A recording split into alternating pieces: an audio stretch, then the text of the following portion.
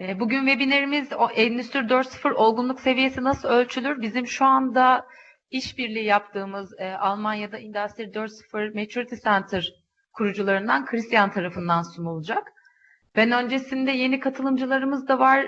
Biz kimiz, neler yapıyoruz, nasıl hizmet veriyoruz biraz bilgi aktarmak istiyorum size. Travarit ailesi Almanya'da 2000 yılında RWTH ve FAR Enstitüsü'nün desteğiyle akademisyenler tarafından kurulmuş uluslararası bir danışmanlık firması.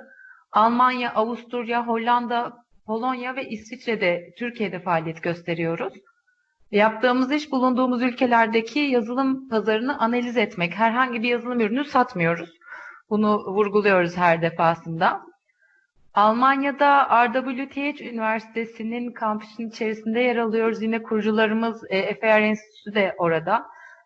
Maturity Center'da komşularımız arasında. Buradaki diğer yerleşkelerle ilgili sonrasında tekrar size bilgi aktaracağım.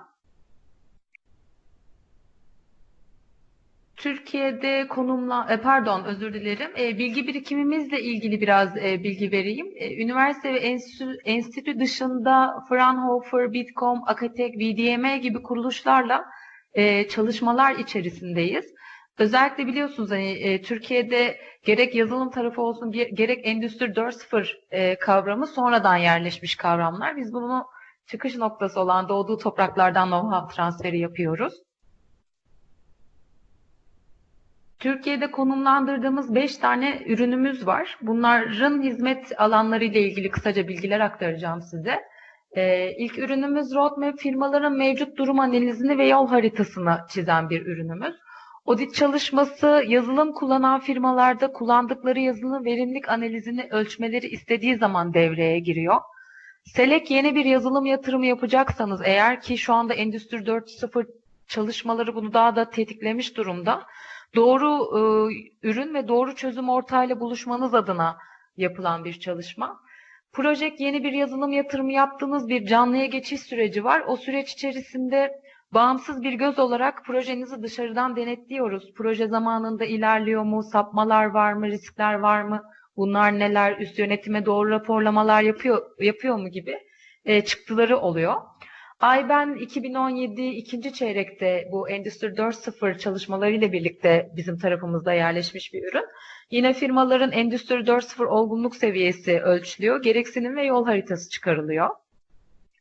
Bu hizmetleri verirken birçok firmanın ihtiyacı olan, eğer eksikliğini görüyorsak yine sunduğumuz hizmetlerimiz var. Paralelinde işliyor. Kurumsal ana veri yönetimi bunlardan bir tanesi. Süreç danışmanlığı yapıyoruz. Yazılım uyarlama, altyapı denetimi veya sözleşme yönetimi konularında destek veriyoruz firmalara. Ben sözü Christian'a bırakacağım şimdi. Webinlerin sonunda Christian'ın sunumu bittikten sonra yine çok ufak bir bilgi aktaracağım size. Sorularınız olursa Genel Müdürümüz Muharrem Bey aracılığıyla da iletebilirsiniz. Türkçe veya İngilizce olabilir. Yazabilirsiniz, araya da girebilirsiniz sonrasında. Hiç problem değil. Şimdi ben webinleri başlaması için Christine, it's your turn. İyi webinarlar diliyorum size. Good morning. So thank you very much for the kind introduction. You're welcome. Let me share my screen with you. Okay.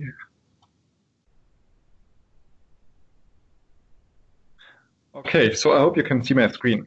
Well, again, thank you very much for the kind introduction. Today I'd like to talk with you about managing digital transformation in manufacturing companies based on the Industry 4.0 Maturity Index, a study that we wrote a couple of months ago with an approach that we apply very successfully in companies across Europe to actually pave the way towards becoming an Industry 4.0 company. And today I'd like to talk a little bit about the approach, about the outcomes you can expect, as well as, I brought an example on how the digital company or the digital shop floor might look like. So let's get started. Probably a short recap on what is Industry 4.0, what does it mean? When you look back to what has happened in the last 250 years in terms of what people made to increase productivity, you see that industrialization hit us at the end of the 18th century with the first mechanical weaving boom, where the first time water and steam power was used instead of manual work to actually conduct producing and production processes. That was the mechanical weaving boom, and we call it the first industrial revolution. Second industrial revolution is the first mass production line, probably known from Ford and from others, where we used electrical energy to power conveyor belts, and to really make production on the large scale. That is something that already happened in the late 19th century. We call it the second industrial revolution. And starting with the third industrial revolution, first time IT and computers hit the shop floor. So we have PLCs, programmable logical controllers, that help us to control machines, use electronics. But in contrast to the fourth industrial solution that we are talking about now, in the third industrial solution, these with PLCs equipped machines mostly worked on their own, so very isolated with only very little connection to the outside world. And that's what's different to the fourth industrial revolution that started back in 2011, where we are talking about connectivity, cyber physical systems, so meaning systems that have sensors, that have actors, that are interacting with each other, and that, so to say, help you to really optimize the production again, and again give a boost in productivity, because things are becoming smart. You are able to run processes that are much more agile than you could do it before, and this is really what it's about in the fourth industrial revolution. Interestingly, the first to the third industrial revolution was called industrial revolution after it happened, and that's different to the fourth industrial revolution. We call it the first industrial revolution since 2011, and so far we are waiting to the point that the effects really kick in. Nevertheless, companies need to be prepared, and that's where we will focus on today. Well, the slide I showed you gave a rather technical description of Industry 4.0. I'd like to come up with a more practical approach that you might know from your day-to-day life. So when I recall my day-to-day professional life, there are basically two things that are annoying me and that, so to say, lead to the point that I'm not an agile company yet. And the thing is that most of my time I spend with searching and waiting for information. And that is something which is a very tedious task, because it keeps you away from being productive. And that's what probably the agile company could do completely different. So imagine the case when each and every information you need is around, when you can exchange information with everybody without any delays, when you can, so to say, change processes on very short notices.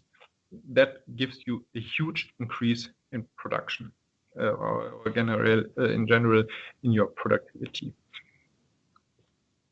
And well, let's make it a little bit more concrete. What does that mean for your company? Being the agile company, doing things differently without waiting and searching for information. Well, it means in the end that you use data and that you generate data, knowledge out of these data. And this is what digital champions will differentiate from losers, so to say. So for the company's success in the future, it is important to learn much faster than others, taking up the information you have, turn them into knowledge, and make sure that the company is performing as best as it can. Let's make that a little bit more concrete. So, for example, imagine that you are producing some kind of product, be it a car or something else. And, well, how is a car produced today? Well, you have a big supplier network, and engineering these cars today takes you somewhere between 5 and 7 years. And why is that? Well, because you start with a waterfall approach. So you sum up all the requirements that you have. You make the first drawings in your CAD program, and at some point you are sure or you have an idea on how you can break down the different tasks to your suppliers. So you spread the words, and at some point in time, maybe 1 or 2 years later, your suppliers come back to you with a final solution. You integrate all that into your CAD program, for example, in your in the ideas you have about your car, and well, what happens? These things probably do not fit together, which is a problem because people were not changing information, and the pieces they built on didn't really meet your requirement, or your requirements have changed over time, which is a problem because then you have a lot of change requests you have to deal with, and so building this car really takes you a lot of time. And well, how could this process be much better? Well, for example, you could make an agile process out of this car development process, where you have tight integration of your whole supplier network, but you talk to them on a day-to-day basis, meaning you exchange information, you empower them to make change requests on a day-to-day basis, and that you can put these things to test much earlier than you could do it before. So, for example, I brought this process here on the chart. So, being agile, applying the Scrum approach, meaning that you design parts of your car, that you could directly model it, that you generate work plans out of it, that you test it in production, and whenever you see things do not go together, for example, between the electrical design and the mechanical design, you change it. You make changes to your CAD models, to your plans, to your work plans, and everybody can work on these plans. Well, and probably that is what the first industrial solution will bring us, because that was not possible before. The reason why we used the waterfall approach so far in development was because it wasn't easy to share information in nearly real time and to handle change requests and feedback loops on very short notice. Because in order to do that, you need something that we call digital shadow. So an end-to-end digital thread running throughout your company that connects each and every part. So as an example, I gave CAD models, so PLM software, ERP software, but also the shop floor needs to be connected. And that's what we call the digital shadow, which gives you a single source of truth of your company, seeing what is happening right now, where you are right now. And this is the first building block of what you need to make the industrial revolution, the fourth industrial revolution, happen. Well, before we dive into that, I'd like to give you an example on how this might look like in a company today. What you can see here is an overview about our digital factory that we have here at the Aachen campus. We use it to produce automotive parts, and I hope you can see the animation.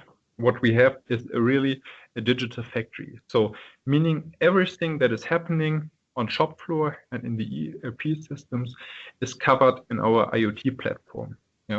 Moreover, it is visualized in our 3D model. And at every point in time, you get the exact information on what is going on in your factory. So if we check this out, for example, we check the warehouse and we want to check the C parts inventory. So we get the stock levels right away. And we can see that most of the things are okay. So the system says everything is okay, but probably there's something that we will order, or even better, that the system will order when it is needed. So that is an example from our warehouse management. We have other examples. For example, we can check out the welding area. So nothing is really happening right now. So obviously no production is taking place right now. But when we zoom in here to the welding robot, we see that it was last used this morning at 6 o'clock, and that we have a pressure of 259 bar, which I think is okay, with some additional information on the robot, so the temperature, the pressure, the precision, and so on. Well, now this is an easy example from information that you use on the shop floor, for example. So as one part of your digital factory, the example I gave on the development process is another example. So all in all, and I think that is a very important message, Industry 4.0 focuses on not only on production, but on the entire company throughout development, engineering, logistics, service, and so on. So it is about making the agile company happen. So back to the slide deck. Maybe to sum it up, and probably this slide is a little bit too scientific, but I think it gives a nice impression of the levels of Industry 4.0. In the end, Industry 4.0 is about saving time and money, and it's about shrinking the latencies that you need between receiving information and doing something with this information. As a simple example, take the breakdown of a machinery on the shop floor. How would the traditional company deal with that? Well, for example, the machine stops. It takes you some time to investigate the issue, or at least first to become aware of the issue. Then you need to investigate. Then you make a decision on how to repair, and then it takes you some time until this machine is up and running again. And the problem is with that is that, of course, it takes a lot of time. But secondly, the longer the standstill is, the more complicated it gets to get your entire production system up and running again. For example, because changing the order management and changing the planning becomes much more complex. And this is what the Agile Industry 4.0 company does in a different way. The Industry 4.0 company has access to Industry 4.0 technology, and this technology helps to shrink all these latencies. So since we have everything integrated, like we've seen it in the 3D model of the factory, we have real-time information of the status quo in the company. So systems are integrated. Even the analysis part becomes much easier because we have access to big data analytics, machine learning, and artificial intelligence. And moreover, in the agile company, decision support systems are around. So it gives you options on how to deal with a specific situation, for example, the breakdown of a machinery. And that is, so to say, the latest stage.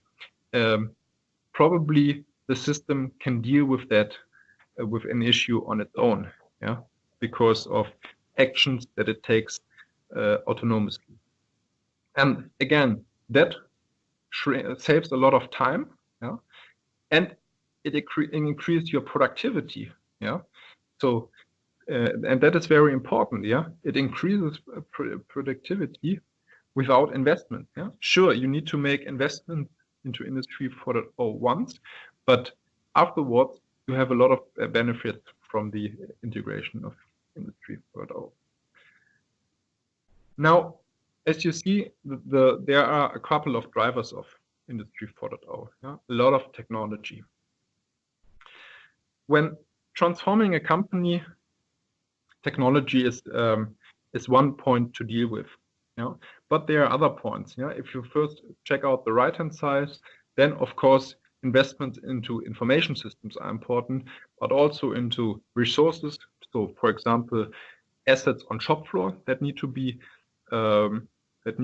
equipped, with new technology, but also human resources. People need to be trained for the digital work, and also it requires a shift in the organizational structure and the culture. And all of this provides transformation costs. On the other hand, taking the example of the latencies that goes down, that is this blue arrow, well, there are a couple of steps that you need to take in order to shrink those latencies.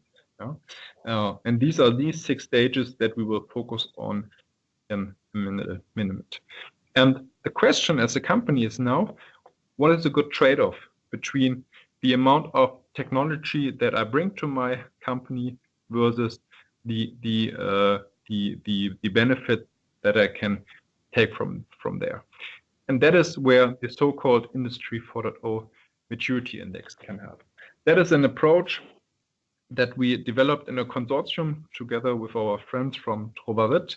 And this project was backed by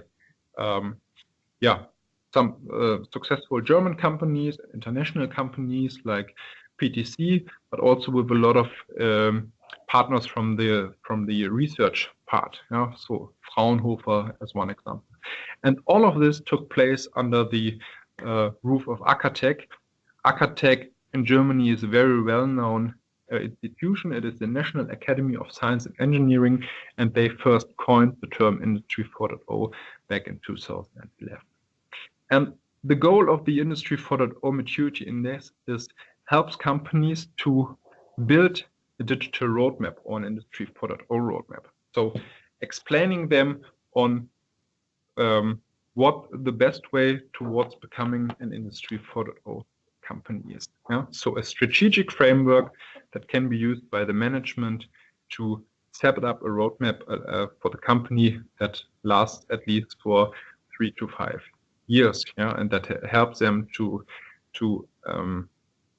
match technology and the required changes, the necessary changes in the company with the strategic goals that they want to achieve with or by Industry 4.0.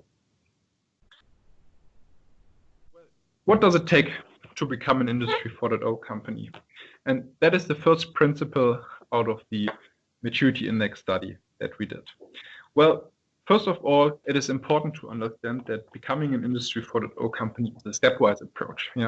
Meaning that, of course, you can start with single use cases somewhere, and you should do that to become acquainted to the technology that pushed you very far. So, for example, you can automate a certain production step. That's something that you should do. But overall, when you take the entire company or the entire production system, you will see that only a stepwise approach is appropriate for that. And well, we came up with 6 stages that you need to tackle.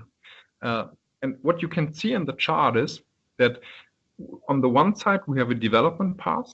And this development path, so this 6 columns from left to right that explain on how to deal with data, or how to improve learning from data. And on the other axis, it is about increasing the business value. So with each stage that you tackle, your business value is increased. Well, starting with computerization and connectivity, which is more Industry 3.0, we are talking about bringing automation, for example, to the shop floor. So equipping machines with IT or covering your business, your high-level business processes in your ERP system. That is what we mean with computerization and connectivity. Connectivity, as an example, means making sure that you have the right infrastructure to actually, when you buy, for example, a new tooling machine, you can plug it in the network, which is important. And if you remember the 3D model of the factory that I showed you, this is, of course, the one of the things that need to be there, because before you can start with it. And then the first stage of Industry 4.0 is building that digital shadow throughout your company. So seeing what is going on, what is happening right now, where are my orders, what is happening on my shop floor, what is my stock level that I have right now, what are my workers doing.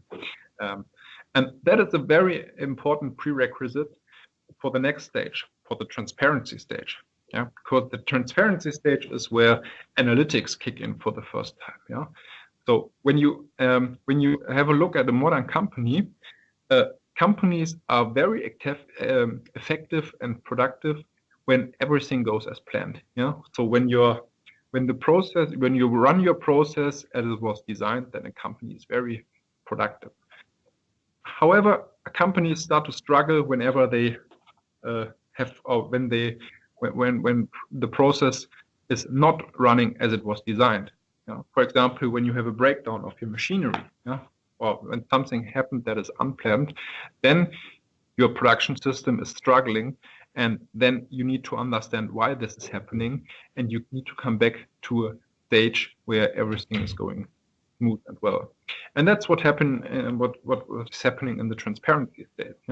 So from a data perspective, in this stage, you can see the relationships between what is happening and why is it happening. Yeah, so understanding your data, and obviously, in order to do so, the data must be there. Yeah, so the visibility stage is a prerequisite, and understanding what things led to a certain situation, and how things go together, is very important to run predictability. Yeah, so I mean that is something where we all want to be. Yeah, with the transparency stage, we know that we are in a certain situation and why it happened.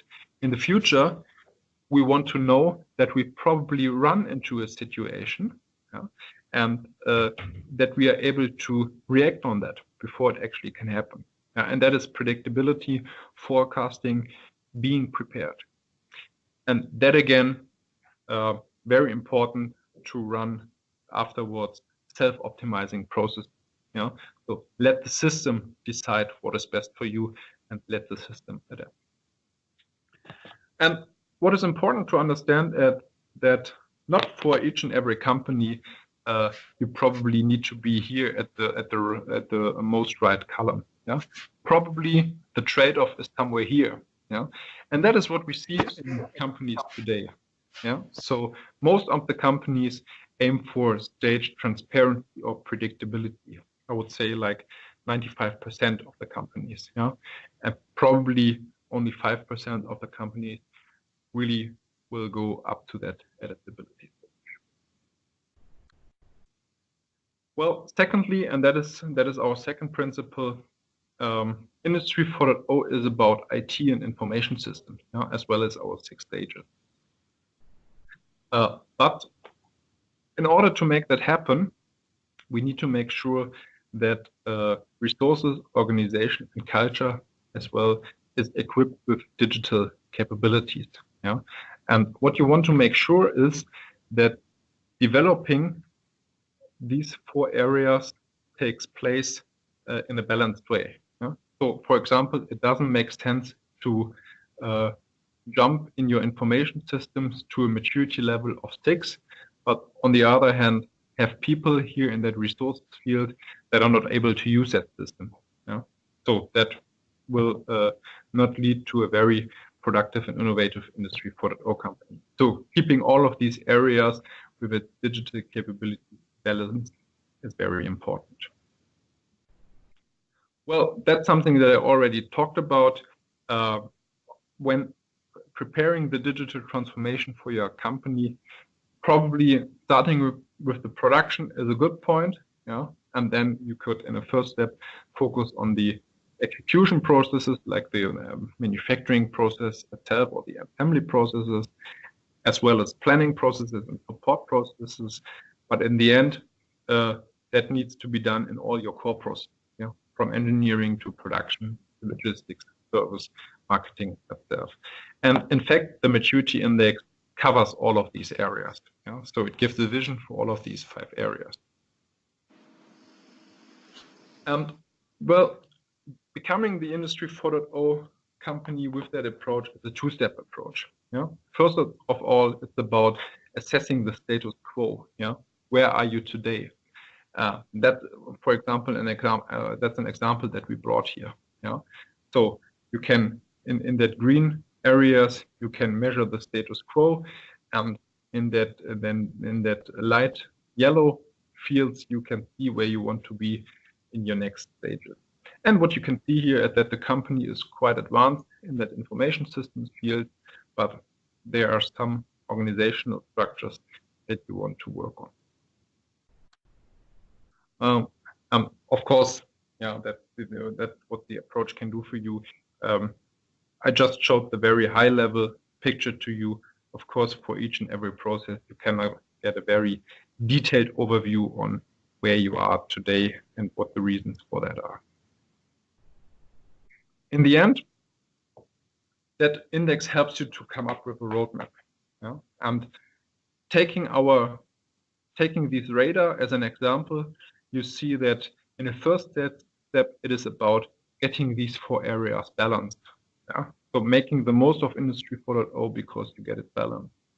In the second step, it's about increasing your digital capabilities in all of these 4 areas. Yeah? For example, a midterm step is building the digital shadow, like I showed in the shop floor example, and then start with, or then shortly after, work on reaching, for example, stage 5. Yeah? Predictability, taking future scenarios. Yeah? So see what is going to happen. And in order to make that possible, you need to have changes in all of these 4 areas. One level deeper, as a result of that, you get a digital roadmap. And what is a roadmap?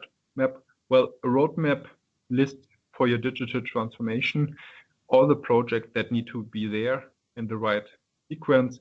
And what this roadmap shows you, first of all, it gives you an impression on what the stages are that you need to tackle, for example, from connectivity to visibility to transparency, so stage 2 to 5. The strategic goals that you follow with the maturity index on the left-hand side, and all the projects that need to be there and their interconnectedness. This is a real-life customer example. So very interestingly, in that example, for example, the company had to start with project controlling, because Industry 4.0 is about running a lot amount of projects, and you need to be capable of doing so. And that's why the first measure here for that company is implementing a good project controlling before they moved on to probably more technical features like IT systems and so on. So that's a very short example of the maturity index, how it can help you. Of course, there's a lot of more information. I think if you need more information, particular information for your company, approach the guys or our partner Trovert in Turkey. Thanks for listening. And when you have questions right now, please feel free to ask, of course. Thank you very much.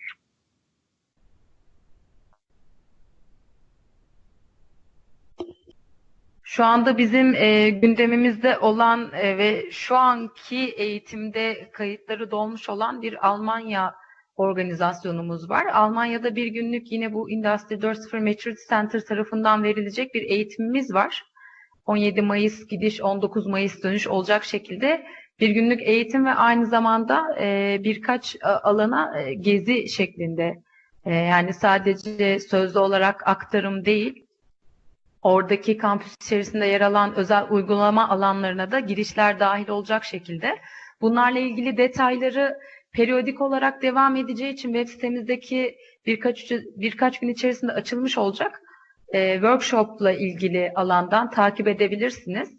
Mayıs ayındaki yerler doldu, ancak sonraki eğitimler için kayıt olmak isterseniz bizlerle iletişim kurabilirsiniz. Yine bizleri ve çalışmalarımızı takip edebileceğiniz birkaç alandan bahsetmek istiyorum. Webinarlarımızı biliyorsunuz zaten. IT Matchmaker üzerinde webinar bölümümüzde diğer webinarlara de kayıt olabiliyorsunuz. Burayı takip ederseniz güncel olarak yeni takvimler sık sık açıklanıyor. Aynı zamanda işlememizi istediğiniz bir konu olursa da öneride bulunabilirsiniz. Download Center'ımız var. Download Center'da birçok makale var faydalanabileceğiniz, geriye dönük de izleyebileceğiniz makaleler var orada. Şu anda gündemdeki bir ERP yatırımınız varsa, Endüstri 4.0 yolculuğu ile ilgili araştırdığınız konular varsa faydalanabileceğiniz bir alan.